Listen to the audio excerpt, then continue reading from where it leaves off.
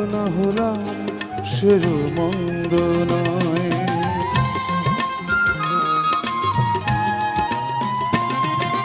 তোমার অনুরাগে নাই বা হলাম ছন্দময়, বিরূপ মনে ভাবনা হলাম সেও মন্দ নয়। আমি বৈরী হলেও দোষ কি বলো, সে তোমার জন্য হলাম।